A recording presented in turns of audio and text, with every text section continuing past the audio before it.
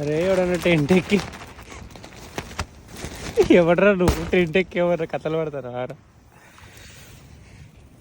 2 అవుతుంది టైము చూడండి, 2:05 అవుతుంది. దడ దడ దడ దడ దడ దడ ఇప్పుడు అంటారు కదా మీరు, అన్న దయ్యాలు వస్తాయి చెప్తామని. దయ్యాలు వస్తే నేను జిప్పు తీయ, ఈ జిప్పు తీయ లోపల రాని అన్నట్టు.